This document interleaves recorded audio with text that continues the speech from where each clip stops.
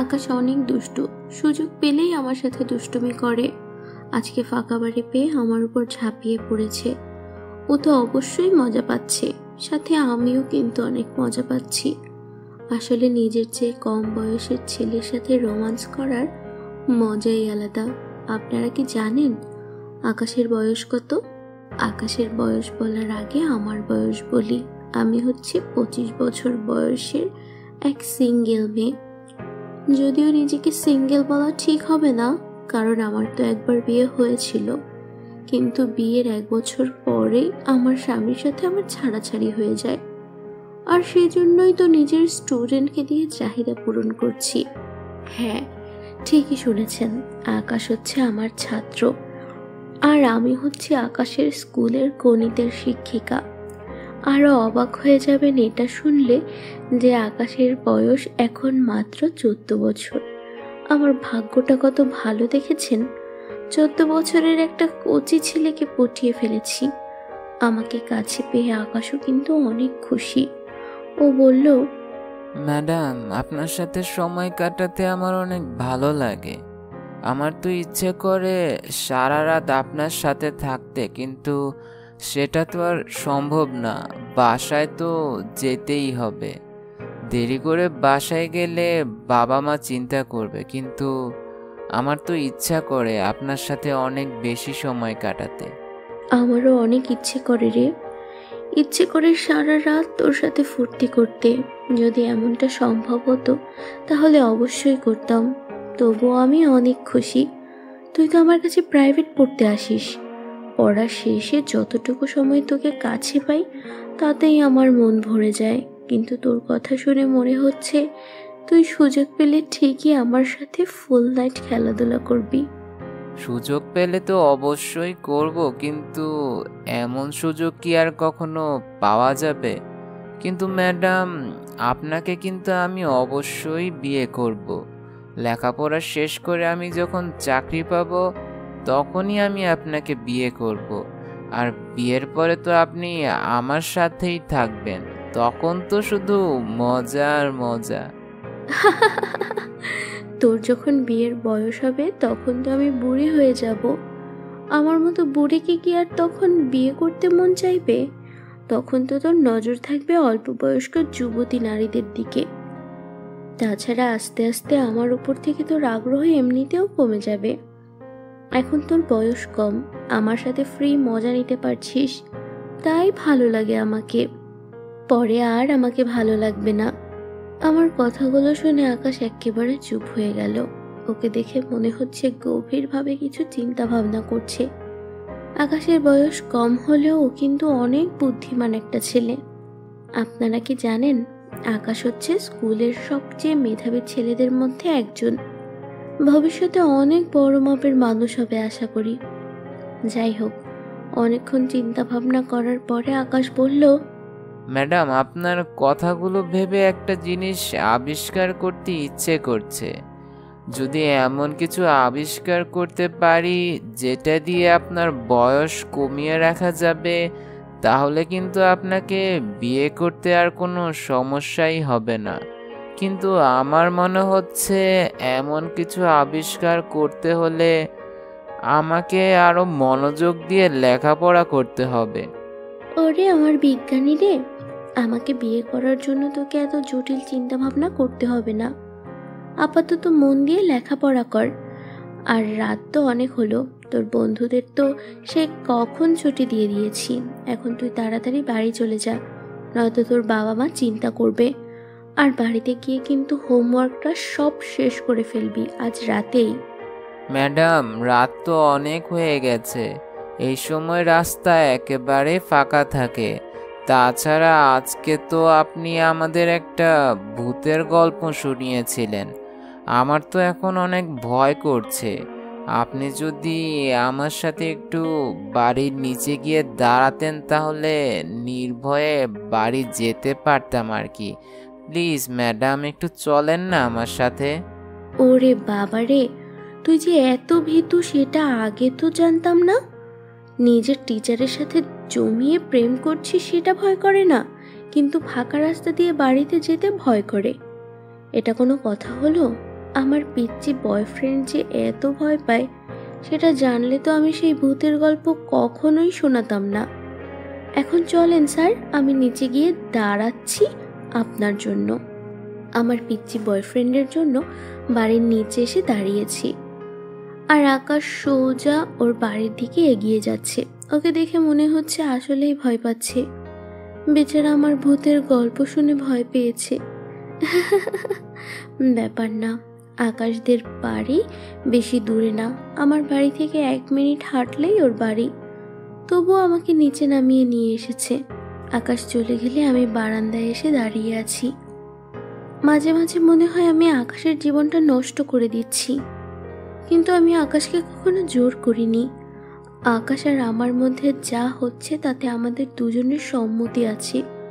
মাঝে মাঝে আমি ওর থেকে দূরে থাকার চেষ্টা করলে ও নিজেই আমাকে কাছে টেনে নেয়। সেদিনের কথা আমার মনে আছে। সেদিন আকাশের সাথে আমার প্রথম মেলামেশা হয়েছিল।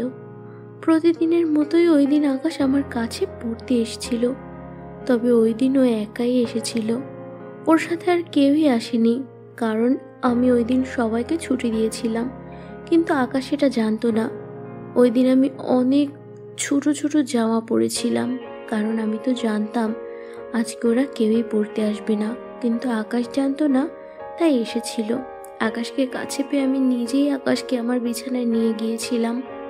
আকাশ আমাকে বাধা দেয়নি, বরং আমার মনে হচ্ছিল আকাশ নিজেই আমাকে আদর সোহাগ করতে চাইছে। তারপর থেকে নিয়মিত আকাশের সাথে আমার মেলামেশা শুরু হয়। আমি নিজেও জানি না কিভাবে ওই দিন আমি আকাশকে আমার বিছানায় নিয়ে গিয়েছিলাম। মাঝে মাঝে তো ওই দিনের কথা ভাবলেও ভয় লাগে, কারণ এমনটাও তো হতে পারত যে আকাশ আমার ডাকে সাড়া না দিয়ে উল্টো আমার ওইসব কাজের কথা সবাইকে জানিয়ে দিতে পারত। আকাশকে পেয়ে আমি অনেক খুশি। আসলে আমার স্বামী আমাকে ডিভোর্স দেওয়ার পর থেকেই আমি অনেক একাকী অনুভব করতাম।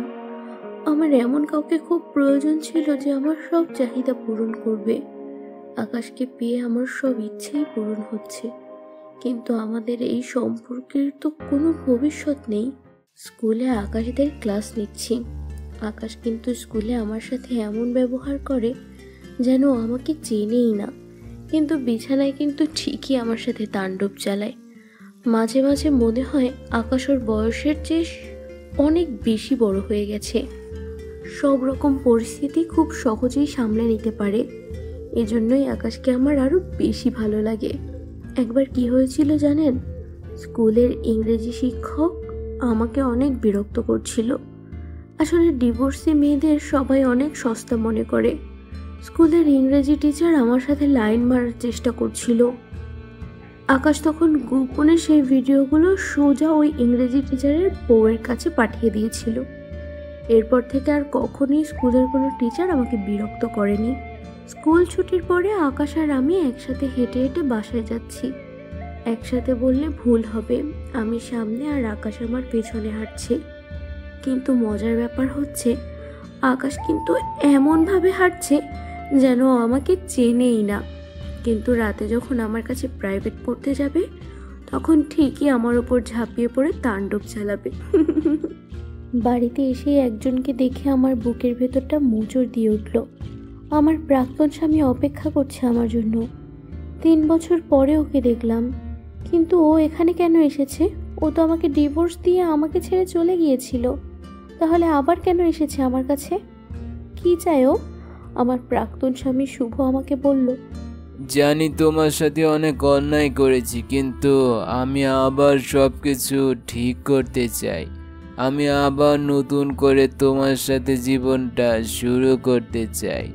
আমি জানি তুমি এখনো আমাকে অনেক ভালোবাসো, আর হয়তো এতদিন আমার জন্য অপেক্ষা করেছো, আর সেই জন্যই এখনো বিয়ে করনি। কথাগুলো বলতে বলতে আমার প্রাক্তন স্বামী শুভ আমার অনেক কাছাকাছি চলে আসলো। ওকে আমি বাধা দিতে পারিনি। যদিও ওর উপর অনেক অভিমান জমা হয়ে আছে, তবুও একসময় ওকে মন প্রাণ দিয়ে ভালোবাসতাম। প্রেম করে বিয়ে করেছিলাম আমরা, কিন্তু সেই বিয়েটা তো 1 বছরের বেশি স্থায়ী হয়নি। শুভ আমাকে কাছে টেনে নিয়ে আদর করছে। অনেকদিন পরে নিজের ভালোবাসার মানুষের স্পর্শ পেয়ে ও অন্যরকম এক সুখ অনুভব করছি। যদিও আমি এখনো শুভকে বিশ্বাস করতে পারছি না। আমার এখনো মনে হচ্ছে ও আবার আমাকে ছেড়ে চলে যাবে। আর আমার তো আকাশের কথা অনেক মনে পড়ছে। আকাশের সাথে রোম্যান্স করে মনের শান্তি পাই, কিন্তু শুভর সাথে সময় কাটিয়ে সেটা পাচ্ছি না। সন্ধ্যাবেলা আকাশ যখন আমার কাছে প্রাইভেট পড়তে আসে, তখন ও আমার ঘরে শুভকে দেখতে পায়। শুভ নিজেই আকাশের সাথে পরিচিত হয়। ও আকাশকে আমার স্বামী হিসেবে পরিচয় দিচ্ছে। আর আকাশ শুভকে চিনতে পেরেছে, কারণ আমার আর শুভর ছবি আমি আকাশকে দেখিয়েছি অনেকবার। শুভর সাথে কথা বলার শেষে আকাশ আমাকে বলল, ম্যাডাম, আজকে আর আমি প্রাইভেট পড়বো না। তাছাড়া স্যার অনেক দিন পরে আপনার সাথে দেখা করতে এসেছে। আজকে আর আপনাদের বিরক্ত করব না। আমি তাহলে এখন যাই ম্যাডাম। কথাগুলো বলে আকাশ চলে গেল। আমি বুঝতে পারছি আমার প্রাক্তন স্বামী শুভকে দেখে আকাশ অনেক কষ্ট পেয়েছে, কিন্তু আমি যে কিছুই করতে পারছি না। এদিকে শুভ আমাকে আকাশের প্রশংসা করে বলল, ছেলেটা কিন্তু অনেক বুদ্ধিমান। আমাদের দুজনকে একসাথে সময় কাটানোর সুযোগ করে দিয়ে গেল। এদিকে আকাশ চলে যাওয়াতে এবার আর আমি নিজের মেজাজের ওপর নিয়ন্ত্রণ রাখতে পারলাম না। শুভকে শক্ত ভাষায় বললাম, আমাকে কি খেলার পুতুল মনে হয়? যখন ইচ্ছা কাছে আসবে আর যখন ইচ্ছা ছেড়ে চলে যাবে। আগে আমি বোকা ছিলাম, কিন্তু এখন আমাকে বোকা ভাবলে ভুল করবে। তুমি আমার কাছে এসেছো শুধুমাত্র ফুর্তি করার জন্য। যখন ফুর্তি করা শেষ হবে তখন আবার আমাকে ছেড়ে চলে যাবে। এবার আর এটা হবে না। এই মুহূর্তে আমার বাড়ি থেকে বের হয়ে যাও।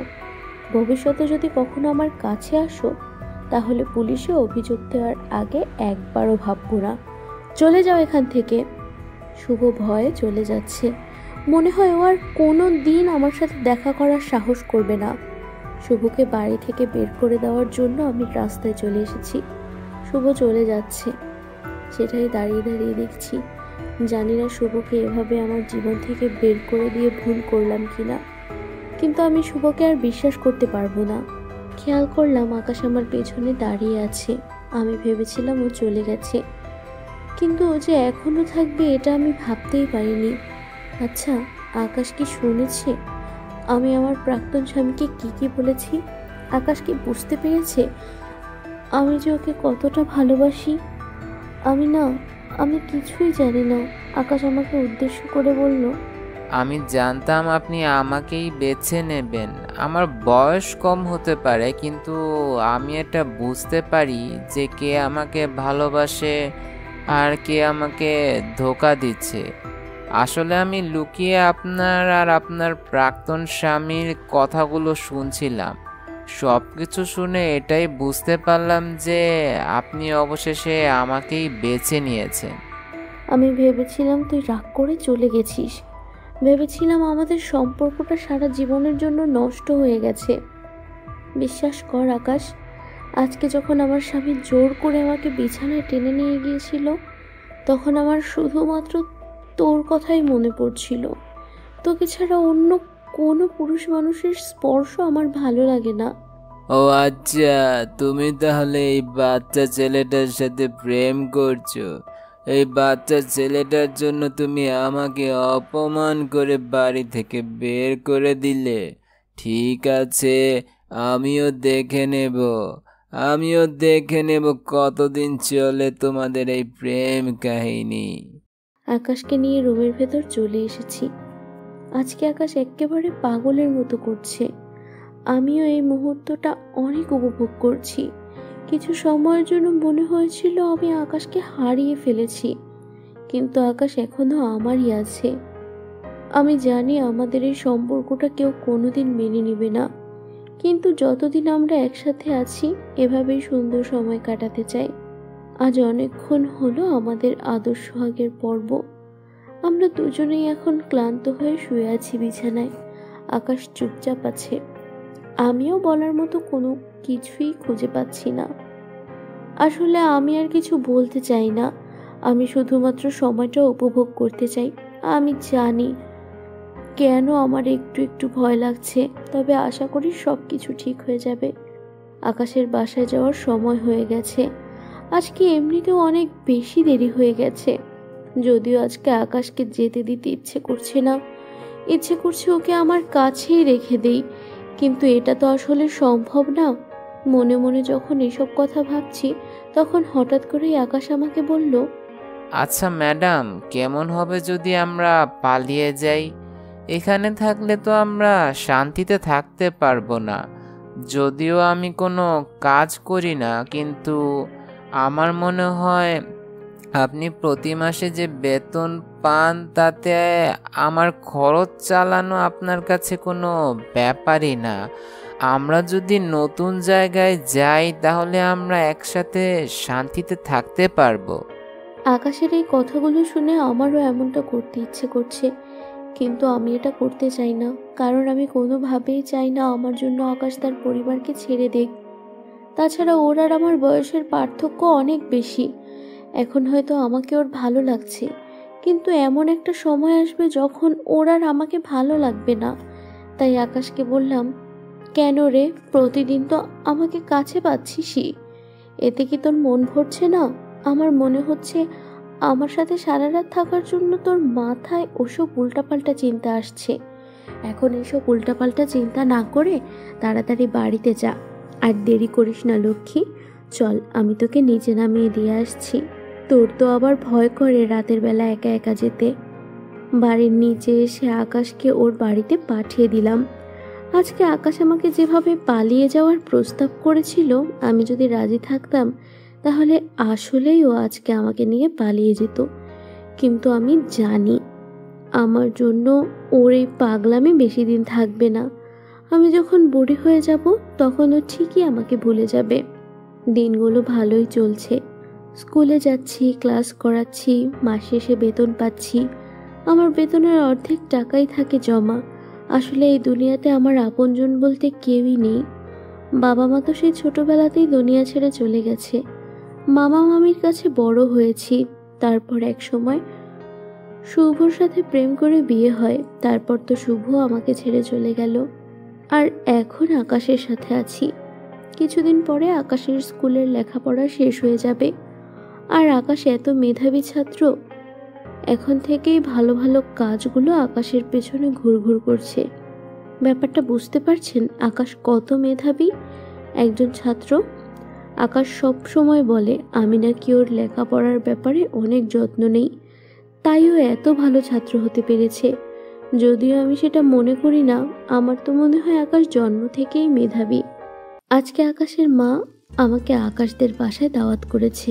আসলে আমি আকাশের স্কুলের টিচার, সেই সাথে ওকে প্রাইভেটও পড়াই। আর কিছুদিন পরেই আকাশের স্কুল শেষ হয়ে যাবে, তাই আমাকে দাওয়াত করেছিল আকাশের মা। খাওয়া দাওয়া শেষে আকাশের মায়ের সাথে কথা বলছি। উনি আমাকে বললেন, ম্যাডাম, আপনার জন্য আমার ছেলেটা আজকে এত ভালো রেজাল্ট করতে পেরেছে। আশা করি ভালো একটা কলেজেও ভর্তি হতে পারবে। অনেক কলেজ তো আমাকে টাকা দেওয়ার কথা বলছে। এখন আমি বুঝতে পারছি না কি করা উচিত। আপনি যদি আমাকে এই ব্যাপারে সাহায্য করতেন তাহলে অনেক ভালো হতো। আসলে আমিও আপনার সাথে এই বিষয়টা নিয়ে কথা বলবো ভাবছিলাম। আর প্রথমেই বলে নিচ্ছি, আকাশ জন্ম থেকেই মেধাবী। আমি শুধুমাত্র আমার দায়িত্ব পালন করেছি। আর আকাশের কলেজের ব্যাপারটা নিয়ে চিন্তা ভাবনা করে আমার মনে হচ্ছে ওকে বিদেশের কোনো কলেজে পাঠানো উচিত। আর ওর যে রেজাল্ট, এতে বিদেশের নামি দামি কলেজেও খুব সহজেই ভর্তি হতে পারবে। ম্যাডাম, আপনার কাছে আর কি লুকাবো, আমাদের আর্থিক অবস্থা তেমন একটা ভালো না। অনেক কষ্ট করে আকাশকে এই পর্যন্ত লেখাপড়া করিয়েছি। দেশে লেখাপড়া করাতেই আমাদের কষ্ট হচ্ছে, সেখানে বিদেশে লেখাপড়া করানোর কথা তো চিন্তাই করতে পারি না। ম্যাডাম, আমাদের পক্ষে বিদেশে লেখাপড়া করানো সম্ভব না। টাকা নিয়ে আপনি চিন্তা করবেন না, আমি টাকা দেব। আর আপনি তো জানেনই দুনিয়াতে আমার আপন বলতে কেউই নেই। আকাশকে আমি আমার কাছের মানুষ মনে করি। ওর বিদেশে লেখাপড়া করার সব খরচ আমি দেব। তবে চিন্তা করবেন না, আকাশ যখন নিজে টাকা জোগাড় করবে তখন আবার আমাকে ফেরত দিয়ে দেবে। ম্যাডাম, আপনাকে যে কি বলে ধন্যবাদ দেব সেটা আমি জানি না। আপনি আমার ছেলের ভবিষ্যতের জন্য এত কিছু করেছেন। আমি সব সময় চাই আকাশ যেন আপনাকে সব সময় মনে রাখে। আপনার এই ঋণ শোধ করার মতো না। আর আপনাকে আমি আজকে থেকে আমাদের পরিবারের সদস্য মনে করব। আমি খুব খুশি হব যদি আপনি আজকে থেকে আমাদের সাথে থাকেন। আসলে আপনি তো সারাদিন স্কুল আর প্রাইভেট পড়ানো নিয়ে ব্যস্ত থাকেন, তাই আপনি যদি আমাদের সাথে থাকেন তাহলে আপনার খেয়াল রাখার সুযোগ পাবো। যেহেতু আমাকে আপনার পরিবারের সদস্য বানিয়েই ফেললেন, তাহলে এখন থেকে আর আমাকে দয়া করে আপনি বলবেন না। আপনার চেয়ে বয়সে আমি অনেক ছোট, তা আমাকে স্বর্ণা বলে ডাকলেই আমি অনেক বেশি খুশি হব। আর আপনার হাতের রান্না অনেক মজার, এমন রান্না প্রতিদিন খেতে পারলে জীবনে আর কি লাগে। কথাবার্তা তাহলে ফাইনাল হয়ে গেছে। আমি এখন থেকে আকাশের বাবা মায়ের সাথে থাকব। আকাশের বাবা শহরের বাইরে কাজ করে, মাসে 2-3 দিনের জন্য বাড়িতে আসে। আর আকাশকে যেহেতু বিদেশে পড়ালেখা করানোর জন্য পাঠাবো, তাই এখন থেকে আমি আর আকাশের মাই থাকবো বাড়িতে। অনেকদিন পরে একটা পরিবার পেলাম। আকাশকে সব কিছু বললাম, আমি ওদের বাড়িতে থাকবো। এই কথা শুনে ও যতটা খুশি হয়েছে তার চেয়ে বেশি কষ্ট পেয়েছে ওর বিদেশে লেখাপড়া করতে যাওয়ার কথা শুনে। আসলে ও ভেবেছিল আমি তো এখন থেকে ওর বাড়িতেই থাকবো, তাই ও ইচ্ছে মতো আমার সাথে রোম্যান্স করতে পারবে। কিন্তু ও নিজেই তো বিদেশে চলে যাবে লেখাপড়া করতে। এখন গভীর রাত, আমি এখন আকাশের বাড়িতেই আছি, আকাশের পাশের রুমেই ঘুমাচ্ছি। আসলে আকাশের মা আমাকে আজকে থেকেই ওনাদের সাথে থাকার জন্য জোর করেছিল। আমার তো বেশ ভালোই লাগছে, পরিবারের সাথে থাকার মজাই অন্যরকম। এখন আর আমাকে একা থাকতে হবে না। হঠাৎ খেয়াল করলাম আকাশ আমার রুমে। এই গাধাটা এত রাতে আমার রুমে কেন এসেছে? ওর বাবা মা দুজনেই আজকে বাড়িতে আছে। কেউ যদি দেখে ফেলে তাহলে সর্বনাশ হয়ে যাবে। আমি তো বুঝতে পারছি ও কেন এসেছে আমার কাছে, কিন্তু এখানে এসব করলে নিশ্চিত ধরা খেয়ে যাব। এই পাগলকে অনেক কষ্ট করেও থামাতে পারলাম না। জোর করে আমার ওপর ঝাঁপিয়ে পড়ে তাণ্ডব চালাচ্ছে। কিছুক্ষণ বাধা দেওয়ার চেষ্টা করার পরে এখন আমি নিজেই মজা নিতে শুরু করেছি। আকাশের কাছে নিজেকে ছেড়ে দিয়েছি।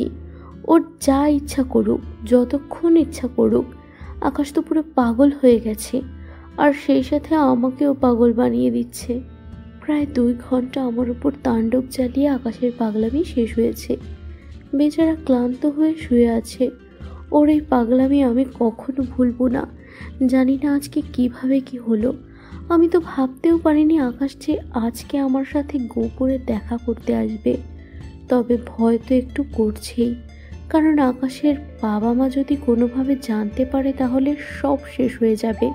অবশেষে সেই দিন চলে এসেছে। আজকে আকাশ বিদেশে চলে যাচ্ছে লেখাপড়া করার জন্য। ও ডাক্তার হতে চায়, আর সেই হিসেবেও ও এগিয়ে যাচ্ছে। আর আমাদের সবাইকে অবাক করে দিয়ে পৃথিবীর নামকরা এক কলেজে ও ভর্তির সুযোগ পেয়েছে, আর সেটাও সম্পূর্ণ ফ্রি। কলেজ কর্তৃপক্ষ ওর লেখাপড়ার সব খরচ দিবে। মনটা অনেক খারাপ। আকাশ আজকে চলে গেলে বিদেশে লেখাপড়া করতে, মনে হয় লেখাপড়া শেষ না হওয়া পর্যন্ত ও দেশে আসতে পারবে না। এতদিন আকাশের সাথে মেলামেশা হবে না, আমাকে ওর জন্য অপেক্ষা করতে হবে।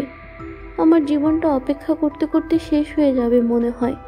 প্রথমে আমার প্রাক্তন স্বামীর জন্য অপেক্ষা করেছি, কিন্তু সে ফিরে আসেনি। তারপর আকাশের সাথে মেলামেশা, আর এখন আকাশের জন্য অপেক্ষা করতে হবে। মন খারাপ করে যখন এসব কথা ভাবছি, তখন আকাশের মা আমার সাথে কথা বলতে এসেছে।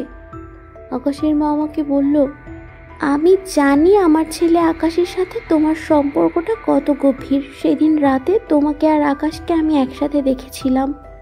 এখন তুমি জিজ্ঞেস করতে পারো আমি কেন তখন তোমাদের বাধা দেইনি। আসলে আমি বাধা দিলেও তোমরা শুনতে না। আমার কোনো সমস্যা নেই আকাশ যদি তোমাকে নিজের জীবনসঙ্গী হিসেবে বেছে নেয়, কিন্তু আমার মনে হয় তুমি অনেক বড় ভুল করছো। আকাশের মায়ের কথাগুলো শুনে আমার পায়ের তলা থেকে যেন মাটি সরে গেল। লজ্জায় আমার মাথা নিচু হয়ে গেছে।